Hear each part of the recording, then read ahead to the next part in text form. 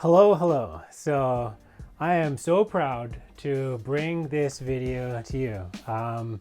It's a doozy. And so it is about vitamin D. I have learned a lesson about vitamin D. So for many years, I have been able to duck down to somewhere in Latin America and always maintain enough vitamin D in my body to be healthy. And so this was the first year in about a decade where I haven't been able to do that. That's how the cookie crumbled, and I found myself here, and just like everything going down and downhill, like it was coming towards the Christmas break, and I was feeling tired, I was exhausted, and I tried different things. I started I kind of realized that I wasn't eating enough protein, and that it helped a bit, but I didn't fix everything. And so when I was on this downward path, so into the new year, and I wasn't getting any better despite feeling a little bit better because of a bit of an increase in protein. And so, which is an important nutrient for your body. Your body uses it, especially if you're going to the gym and stuff like that. It's important to pay attention to. And so these are all of the symptoms that I was dealing with and whatnot. So one of them is weak nails. I noticed, I didn't really pay attention to it, but when thinking about it, it's like, yeah, my nails are growing much slower in the wintertime than in the summertime, because your body uses vitamin D for a variety of functions. And when it's there, a lot of stuff slows down. It sort of retards the process. So weak nails too.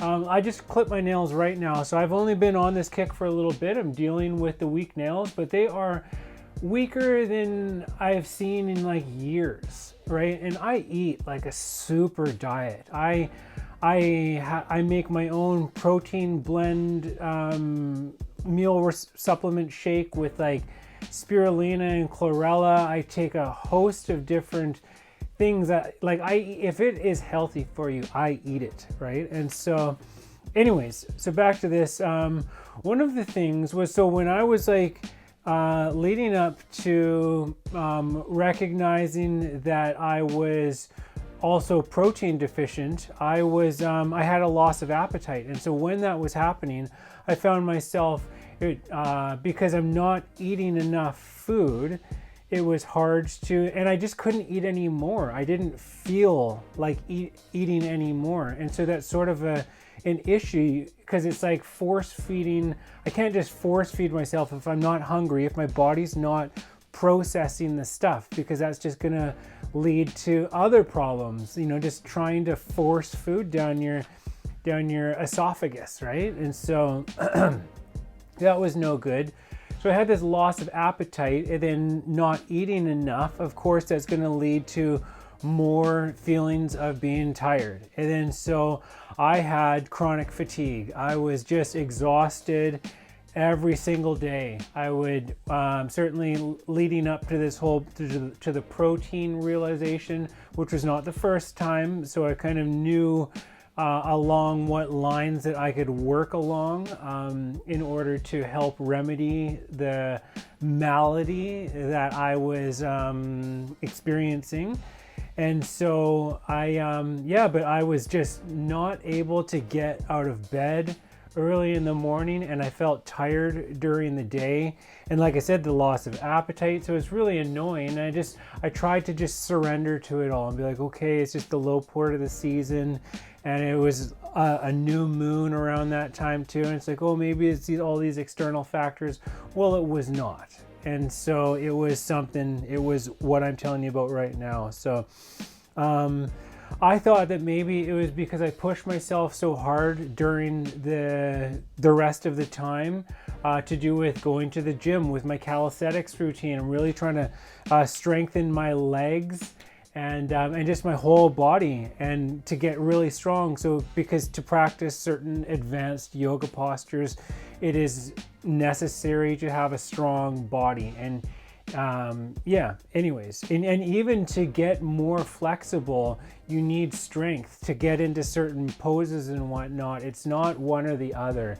It's go to the gym and practice yoga.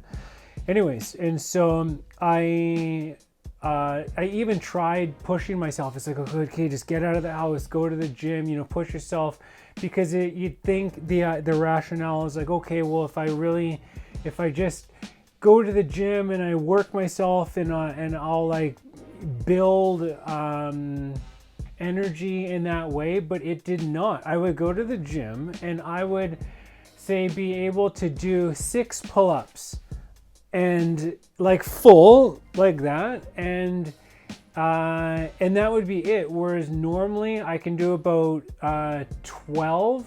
Well, I'll do like 3 sets. I'll do like 12 of the hardest way, and then like 10 of another way, and then like 8 of the easiest way, which is like this. And so, but when I was exhausted, I could do 6, and I didn't want to do anymore because I could tell that I was not running optimally. There was something going on. But you know, the thing was like, I'd still push myself, be like, okay, come on, just do some more exercises. I don't do a lot. Like I do an upper body and a lower body. So working out takes about 10 minutes for me, honestly, because it's either pull-ups and squats or lunges and handstand push-ups. But when you're exhausted, you know, it's just like you don't have the energy to do all this kind of stuff. Pushing yourself to do it, all that it did was make me more tired and then sore too, because the body wasn't recovering. So that was a thing. I also noticed a lack of flexibility. I was because I am a yoga instructor and I am aware of the progress that I make and how flexible I am at different times of the day and just in general. And I could see almost, I don't know if the right word is, like a systematic decrease in my ability to go deep and to recover from the movements that I'm putting myself through. So the gym and yoga, like I said, it was hard to get up early in the morning because I'm exhausted, and so I would sleep in. And then just the matter of sleeping in and then so because I'm tired and I just don't want to get out of bed until it's like bright outside, and so I lie there in all these positions, and because it's hard to just lie there on your back. And even that, it's like it's painful for my body to just lie there for like, say, 12 hours a day. I mean, not good for me. My body does not appreciate just being stagnant for that period of time. I get all kinds of sore and whatnot. So yeah, like I said, no progress at the gym or at yoga. You know, that's a huge telltale sign, is that if you're making 0 progress, or if you're actually making like negative progress, you know what I mean? Like just so something that was a big a big sign anyways, was there are certain injuries that I have been working through and that I have been recovering from that have gone away. But when all of this happened, when I started going through this process of feeling really terrible, really fatigued and all that kind of stuff, they came back. And that was really, it was confusing, because it's like, what on earth? Why am I all of a sudden? It's just to do with, I don't know why. I think maybe from doing forearm stands. Maybe I fell, or I don't know, but I hurt my elbow, and it was in total recovery, no problems at all. And then all of a sudden it came back. It was painful again. It's weird. It's just it's not painful all the time, just once in a while when I lean on it, say if I just leaned on the bed or something like that, when it's pressure just in this one area, it's like, ow, you know. And it's like what the hell, where'd that come from? And so this came back, also to do with my knees, because I was working at,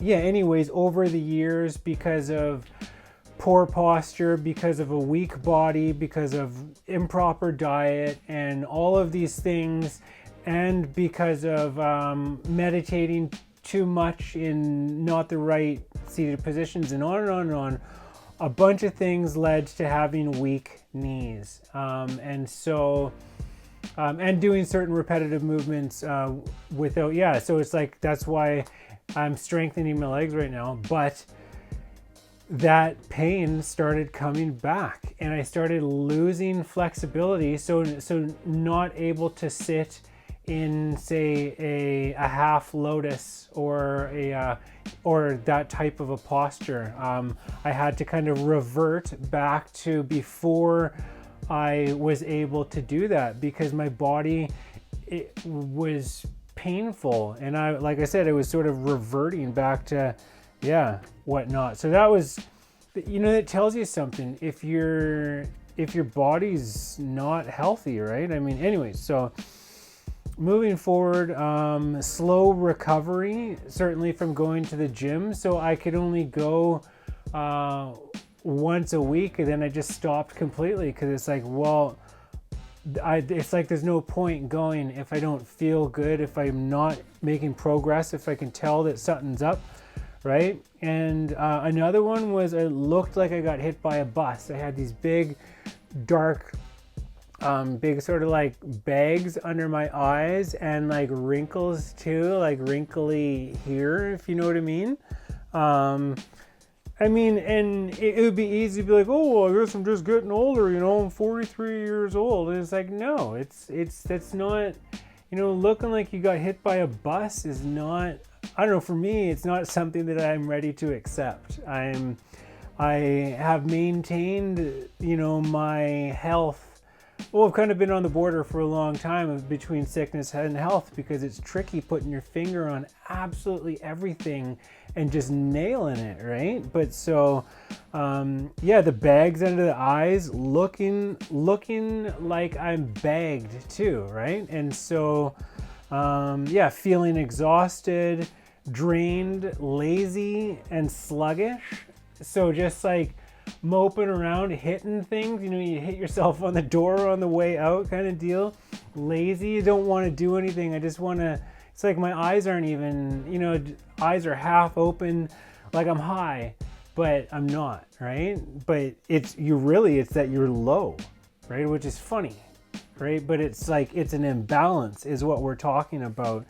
And so, and then because of that, so a lack of enthusiasm, because your brain needs like carbs to work. Your body needs protein to rejuvenate itself, and you need vitamin D for, it seems like, everything. And so without being able to eat a proper diet, because I lost damn handpan's always making noise when I talk. Sorry, lady. Just don't like to be mean to my handpan. Anyways, so because of I think, not eating and not having the vitamin D, it's like I didn't want to tackle complex issues. Like, say I had to do my taxes, I have to make YouTube videos, I have to I'm writing certain articles, I am starting a business, and just all of those things. It's just like, I just don't want to, I can't, I don't feel like it. I'm tired, right? Because your brain uses stuff, right? It uses all of those elements and the carbs, and it's like, so you're not eating enough, and so you're tired, right? And then the vitamin D too. Anyways, so, and then I was compensating with sleep. So sleeping in and just lying in bed all day, and so, which was not the worst, because I had a bit of a Bashar marathon, so I was trying to educate myself, make the best use of my time, and that was good, because it is good to expand your awareness and whatnot, and to get in touch with things that are super important by exposing yourself to high level thinking. Anyways, So also compensating with food, because it's like, well, if I can't do anything and I feel like crap, I might as well just enjoy myself a little bit, right? So maybe I'll make more cooked food or make some popcorn, or you're just sitting there because there's not a whole else lot that you can do, because you're kind of you're in a slump. And so also distraction, because there's only so much information that I can digest in a day.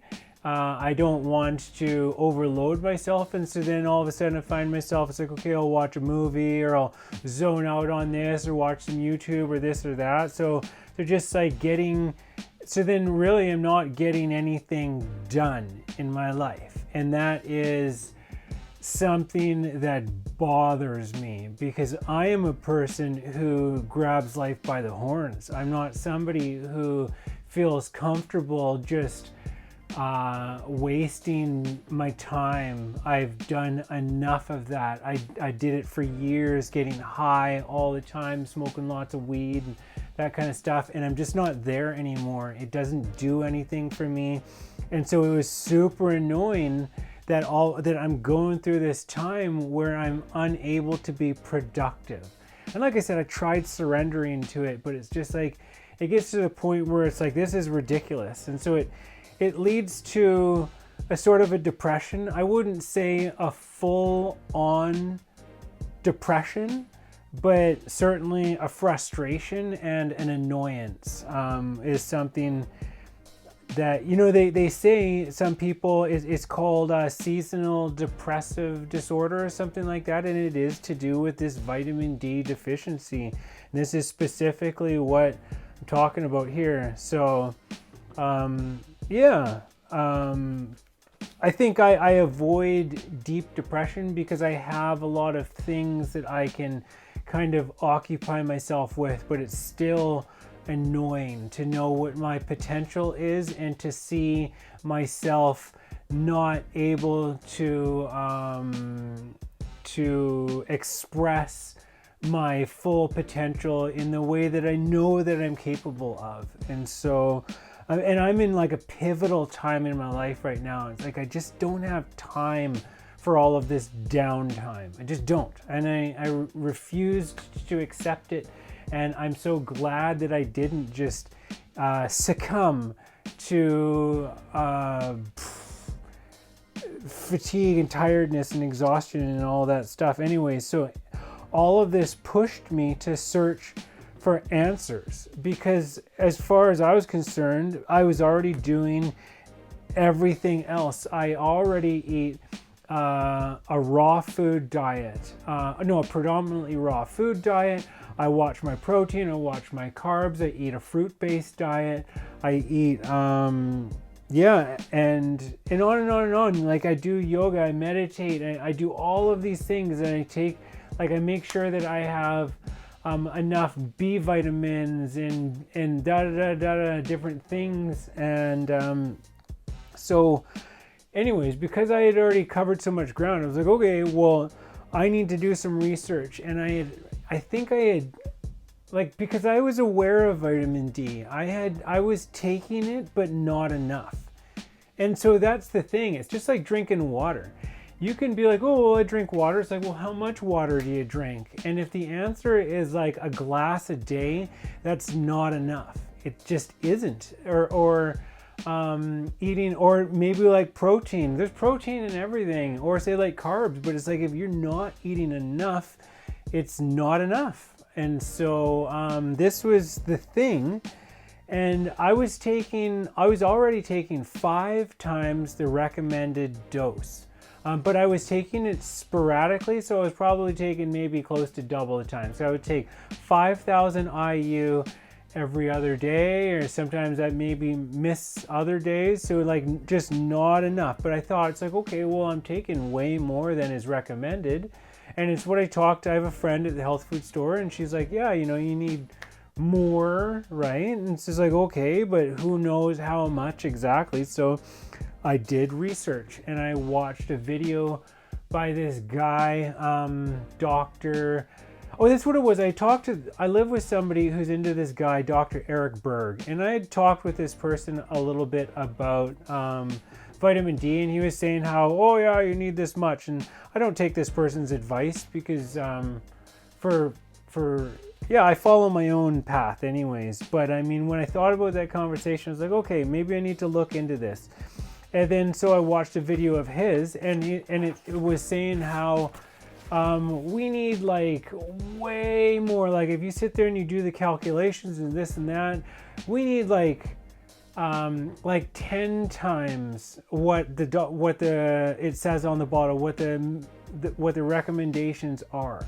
And he's like, you know, if you are deficient in it, you can take, so they recommend 1,000 units.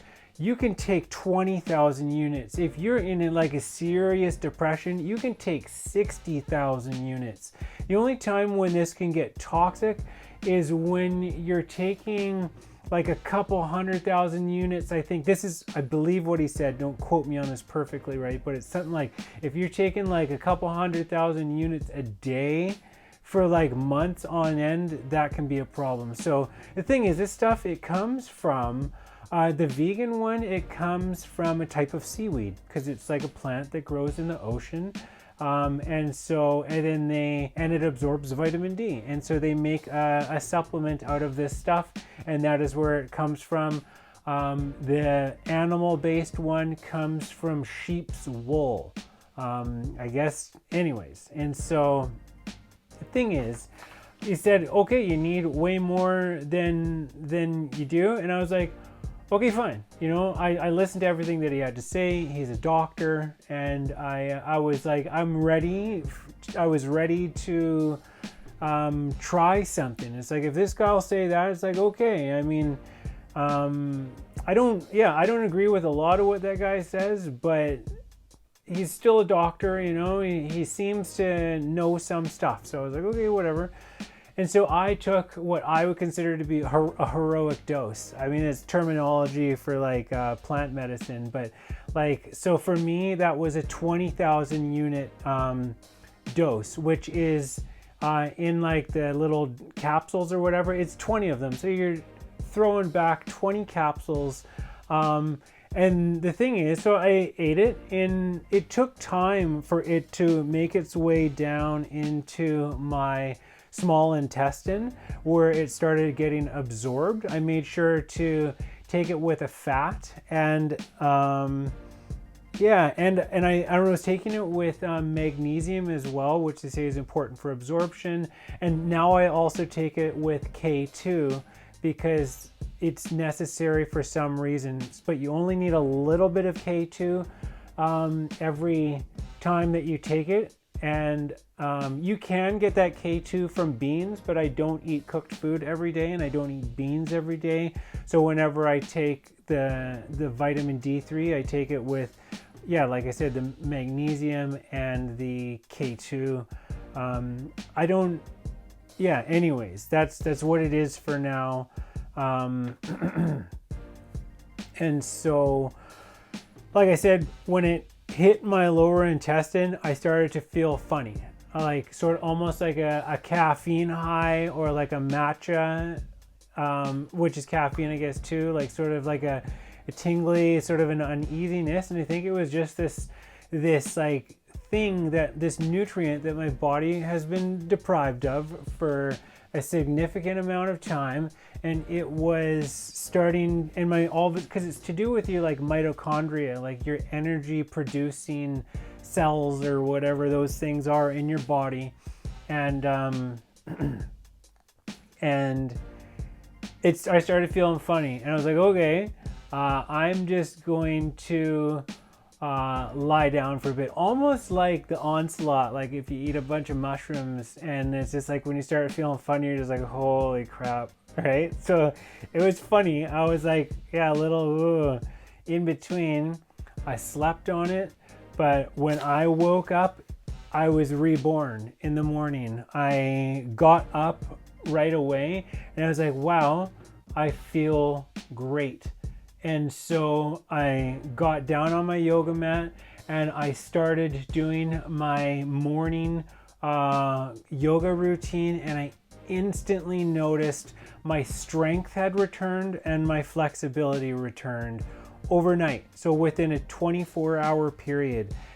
And so that was all that I needed to know.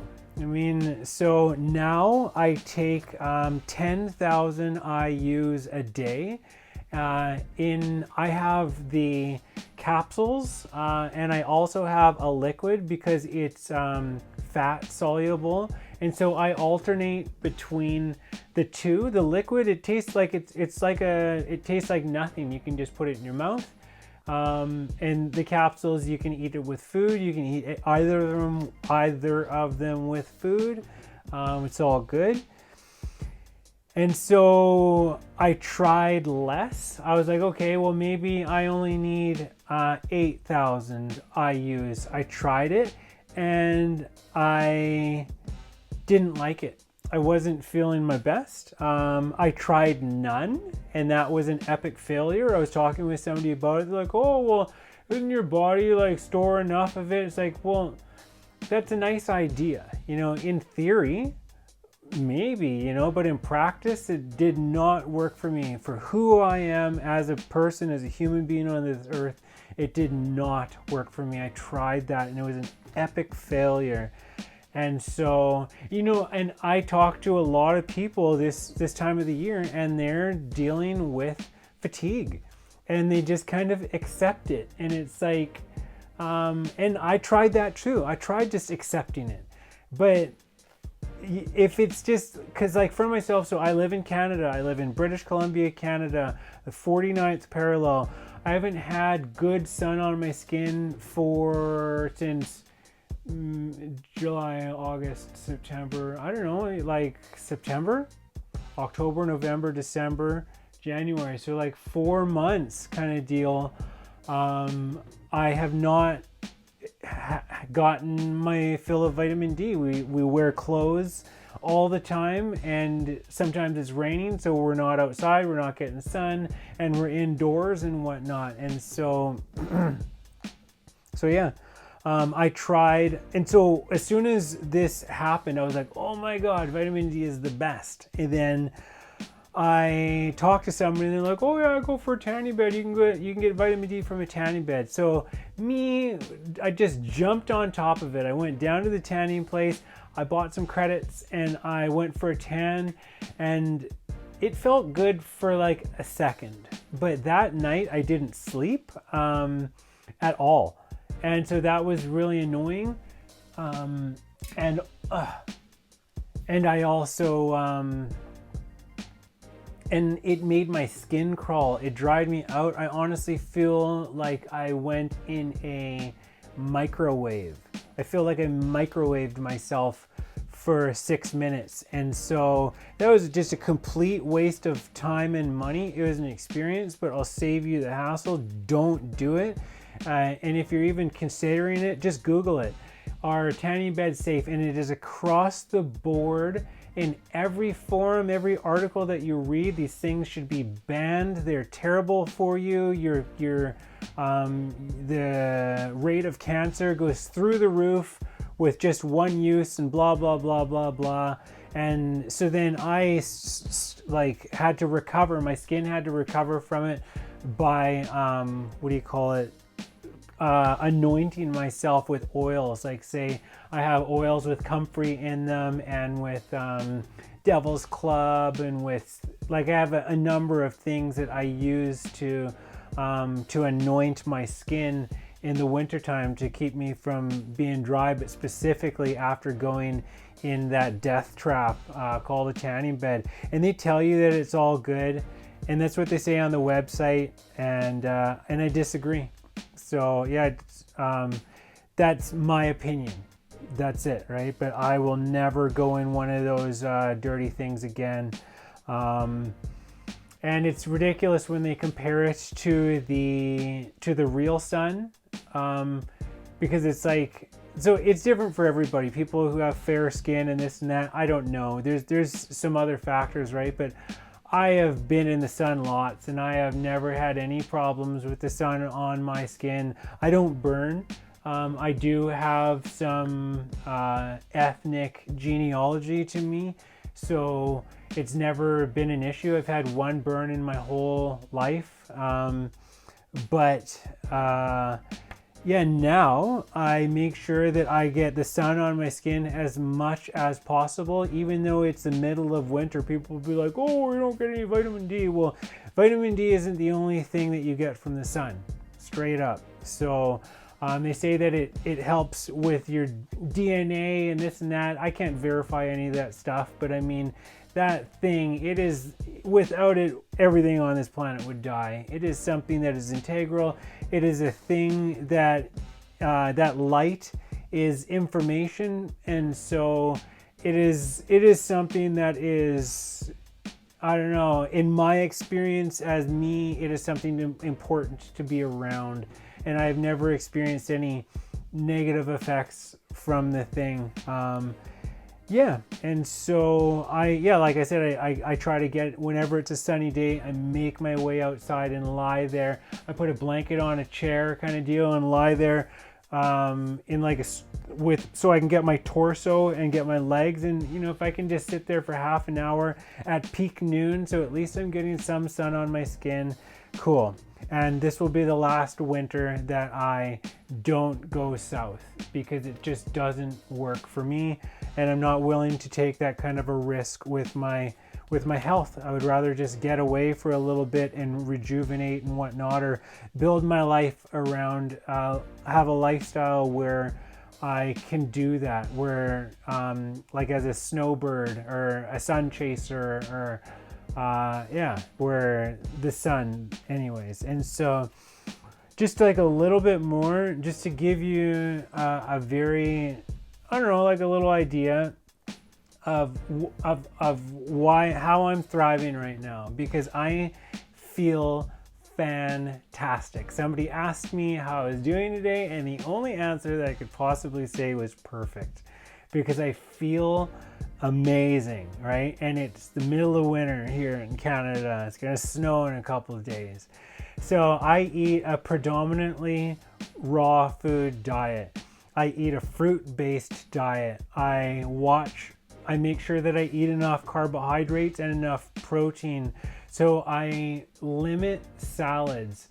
I honestly don't really like salads, but if I eat one, I make sure that it's fortified with protein, and then also eat it with, say, bread or something like that, so that there's carbohydrates. Because I find that if I eat that stuff, a salad, or anything that is along those lines, like say vegetables. I don't really eat vegetables. I mean, to me, steamed broccoli is like junk food to me. If I just want something that's kind of enjoyable to eat, that I know that my body doesn't really need or want, I will eat it. I mean, it has minerals in it and that kind of stuff, so it can be good for your bones, I suppose. But I mean, as a cruciferous vegetable, it also can give you gas, and it's like, anyways, so I point is, stay away from, I don't subsist on salads, because they don't have the carbohydrates.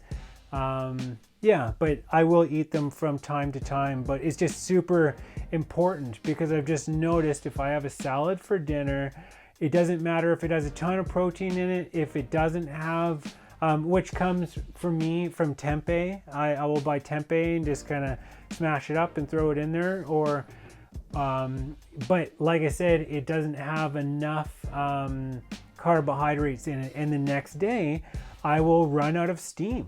And so it just tells me that isn't a food that is suitable for my lifestyle and for my body. I do eat beans. I make sure to prepare them very well. I soak them and wash them for about 2 or 3 days at a minimum. 2 days at a minimum, 3 days at a maximum.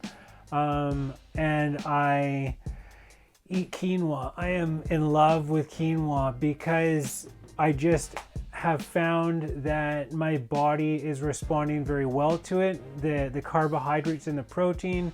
It has all the 9 essential amino acids. The stuff cooks in the Instant Pot in 1 minute, and it's very satisfying. I like that meal. I don't eat rice anymore because it just, I don't know, I would, but I just choose not to because I guess I feel that there's better things like quinoa, like beans. So why eat rice if it's in place of something that is superior?